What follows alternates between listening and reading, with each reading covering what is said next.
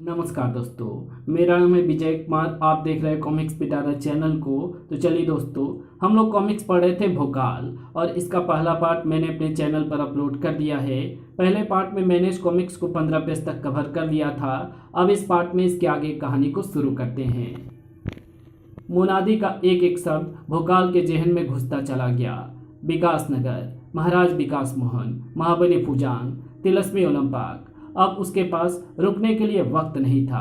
महर्षि गाजो वाजो के आश्रम में पहुंचकर ही सांस ली उसने। महर्षि, कहाँ हैं आप महर्षि? किंतु महर्षि गाजो बाजो उसे कहीं नहीं मिले। भोकाल ने 2 दिन भूखे प्यासे महर्षि गाजो बाजो की प्रतीक्षा की। महर्षि बिना बताए कहाँ चले गए? 10 वर्ष में कभी ऐसा नहीं हुआ था। अंततः उसने विकासनगर जाने का दृढ़ निश्चय कर लिया। फिर भोकाल विकासनगर की क्रीड़ा स्थल पर पहुंच गया। विकासनगर के क्रीड़ा स्थल में 4 विजेता चुने गए।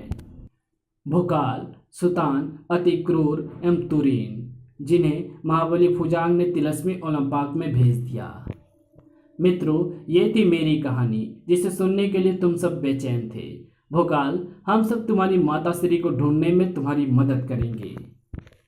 कुछ देर बाद, भोकाल, हमें शीघ्र ही इस रेगिस्तान से निकल लेना चाहिए। मुझे मौसम के आसार कुछ ठीक नहीं दिख रहे। ठीक कह रहे हो तुम। कितना सही पूर्वाभास था अति क्रूर का। तेज आंधी ने उन्हें हिलने का मौका भी नहीं दिया। तुरीन, श्वेता, सुतान, कहाँ हो तुम? भोकाल, भोकाल चाचा। इतना रेत उड़ा कि सिर्फ रेत की ही आवाज़ सुनाई पड़ती थी और कुछ नहीं। सू साए, रेत ही रेत दिखता था और कुछ नहीं। सबको अथाह रेत ने निगल लिया। और जब आंधी थमी, रेगिस्तान के उस टुकड़े में कई कब्रें दिखाई पड़ रही थी। पृथ्वी पर ये क्या हुआ? कहाँ गए वो सब? क्या भोकाल मर गया? नहीं, भोकाल कभी नहीं मर सकता। ये था कोरी धकेल के राजा कोरिया का राज परिवार, विशालगढ़ का राजा विक्रम सिंह। बाकेलाल, ये क्या हुआ? हमारा प्यारा भोकाल कहाँ खो गया? मुच्छड़, काश तेरी भी किसी रेगिस्तान में ऐसे ही कब्र बन जाए।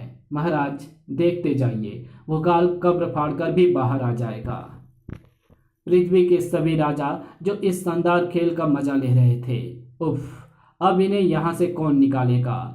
खोया नगर का राजा पाया सिंह, भोकाल भोकाल, चौटपुर का राजा सूजा देव। ये हमारे भोकाल चीखने से क्या होगा? वो तो भोकाल ही कुछ कर सकता है। कायरगढ़ का राजा शेर दिल, और इस खेल का दिमाग, इस जाल के रीढ़, इस क्रूरता का आयोजक महाबली फुजांग। वाह वाह, महान खजूरा ने भी तिलस्मी ओलंपाक की रक्षा के लिए क्या शानदार इंतजाम किए हुए हैं। आम आदमी तो क्या जाएगा? ये दिग्गज ही लोहे के चन्ने चबाकर आगे बढ़ पा रहे हैं। तभी भोकाल, एक टीले को चीरता हुआ निकला भोकाल। बाहर निकलते ही उसे दूसरों साथियों की चिंता हुई। वे जरूर मेरी तरह ऐसे ही किसी टीले में दफन होंगे। मैं इन टीलों के नामो निशान मिटा दूंगा। भोकाल फुर्ती से टीलों की तरफ बढ़ा। महाशक्तिशाली तलवार लहराई और रेत के उस पहाड़नुमा टीले से टकराई। टीले का एक एक कण बिखर गया और रह गया अति क्रूर और राजकुमारी श्वेता। ऐसे ही दूसरा टीला भी उड़ा दिया गया। सुतान अभी भी बाज नहीं आया। यार, तुम लोग कहाँ से आ गए? मैं तो सोच रहा था कि यमराज मिलेगा तो उसे सम्मोहित करूंगा। जाओ यार, सब गुड़ गोबर कर दिया। किंतु भोकाल को भी अभी चिंता थी तुरीन की। लेकिन सभी टीले ढहाने के बाद भी जब तुरीन नहीं मिली, वो कहाँ गई? बहुत देर तक भी जब वो ना मिली, उफ, हमने अपने बहुत अच्छे साथी गंवा दिए। पृथ्वी पर भी तुरीन एवं कपाला के खोने का गम मनाया जा रहा था। उफ तुरीन, मैं तो तुम्हारी दीवानी थी। मौतमगढ़ की राजकुमारी चल्ला। उफ, राजवैद को बुलाओ, मुझे दिल का दौरा पड़ा है। भोपाल का राजा चौपाल, मेरा क्या होगा? मैं तो कुंवारा रह जाऊंगा। मुझे तो तुरीन से शादी करनी थी। गढ़चिरौली खुई का राजकुमार मजानू। हाय तुरीन, तू कहाँ गई? तेरी याद में दिल रोता है। बुरारी का राजा झाड़देव, वाह, मजा आ गया। कितने अच्छे अच्छे मोड़ आ रहे हैं इस खेल में। तिहाड़गढ़ का राजा भागो कैदी सिंह। अरे अरे, ये क्या? ये कैसे भयानक राक्षस इनकी तरफ बढ़ रहे हैं? टोला मोला का राजा टूइया देव। दो बड़े भयानक राक्षस उनकी तरफ बढ़ रहे थे, लेकिन अरे ये तो वही है, राक्षस राज बोझ और भरकम। भोकाल का जिस्म क्रोध से भर उठा। याद आ गया उसे अपने पिता की हत्या का खौफनाक मंजर। फिर वो खुद को रोक नहीं पाया। भोकाल! और वो आलोप से भोकाल बन गया। रक्त का बदला रक्त से ही लेना था उसे। भोकाल राक्षसों का संहार करने के लिए बढ़ा। दरिंदो, आज तुम्हारा आखिरी दिन है। किंतु राक्षसों के हाथ लग गई थी मासूम श्वेता। नहीं भोकाल चाचा, बचाओ, उसे छोड़ दे कायर, मुझसे युद्ध कर। नहीं, पहले खेल खेलेंगे फिर युद्ध करेंगे। भोकाल बहुत मुश्किल से खुद को रोक पा रहा था। क्रूरता की हद हो गई। राक्षस ने उछाल फेंका उस बच्ची को। लो भरकम, संभालो, लपका लपकी खेलते हैं। आ आ राजकुमारी श्वेता जो फूलों की तरह पली थी, आज किसी बेदर्दी से उछाली जा रही थी। मजा आ गया। वाह वाह वाह, क्या शानदार खेल है। भोकाल से ये निर्ममता नहीं सही गई। जानवरों, वार जबरदस्त था, किंतु सही वक्त पर रुक गया, वरना काटो। अरे रुक क्यों गए? हाँ हाँ काटो, सक। बहुत बड़ी हानि होने से बच गई। खूब हंसे दानव उस बेबसी पर। आसमान सिर पर उठा लिया उन्होंने। पागल हो गए वे। भोकाल राक्षस राज भरकम की तरफ दौड़ा। अगर ये मजबूरी ना होती तो तुम्हें अब तक यमलोक पहुंचा चुका होता। तभी राक्षस राज भरकम ने अपनी तलवार श्वेता की गर्दन पर टिका दी। बस अब ये खेल खत्म, अब हम दूसरा खेल खेलेंगे। अच्छा, दूसरा खेल जल्दी बताओ भाई, कौन है दूसरा खेल? शैतानी मुस्कुराहट खेल गई दरिंदे के होंठों पर। अब भोकाल अपनी ही तलवार से अपने अंग काटेगा, और अगर नहीं तो मैं इस बुलबुल की गर्दन काट दूंगा। जैसे बेबस दिमाग वैसे ही बेबस खेल। चौंक उठे सभी, चीख निकल पड़ी उनकी। नहीं भोकाल चाचा, नहीं, मुझे मर जाने दो। आप इनसे अपना बदला ले लो। बच्ची के दिल में कितना दर्द था भोकाल के लिए। तुम ऐसा कुछ नहीं करोगे भोकाल, जैसा ये दरिंदा कह रहा है। मेरे रहते ऐसा कुछ नहीं होगा भोकाल। भोकाल आगे बढ़ा। नहीं, मैं इस बच्ची के लिए अपनी जान दे दूंगा। मुझे कोई नहीं रोक सकता। ये क्या अनर्थ होने जा रहा था। काटो, पहले हाथ, फिर पैर, फिर सिर। भाई भरकम, तुम्हारा खेल तो बहुत शानदार है। नहीं चाचा, नहीं। खचाक।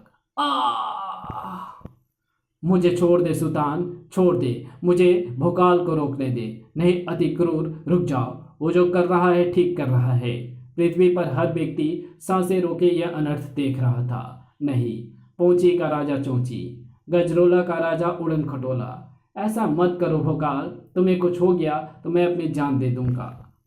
और विकास नगर में महाराज कुछ कीजिए। अगर भोकाल को कुछ हो गया तो हमारी श्वेता की रक्षा कौन करेगा? हम तुरीन के खो जाने से पहले ही दुखी हैं प्रिय, हमें और दुखी ना करो। मुझे और मंदिरा पीनी पड़ेगी, सारा नशा हिरन हो गया।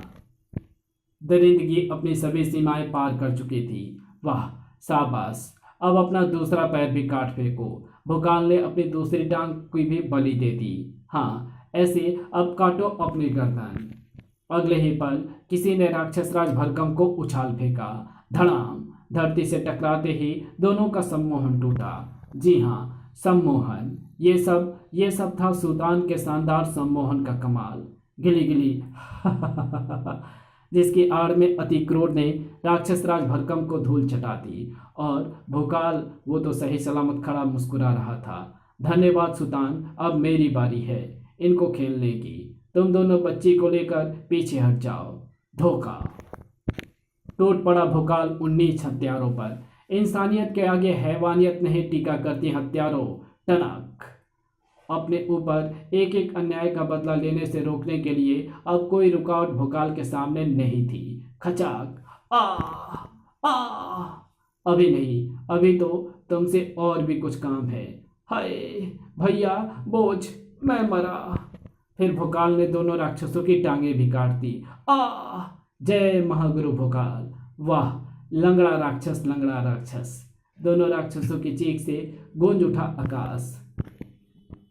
अब बोलो, परिलोक की रानी ओसिका, मेरी माँ को कहाँ छिपा रखा है तुमने? उछल ही पड़े दोनों बिना टांगों के ही। भयंकर पीड़ा भी जैसे गायब हो गई। परिलोक की रानी ओसिका, तुम्हारी माँ? तुम्हारी? हाँ, मेरी माँ। बक हरामजादे, कहाँ है वो? लगता था आज उसकी मनचाही मुराद मिल ही जाएगी। कठोर हो चला भोकाल का चेहरा चट्टान की तरह कठोर। सुनो, यदि अगले क्षण तुम्हारी जुबान नहीं खुली तो मेरी तलवार और एक क्षण भी नहीं रुकेगी। अब तो उसे बोलना ही था, उसका मुंह खोलना ही था। वो ओ जंग, बशर्ते कि वो मुर्दा ना हो जाता।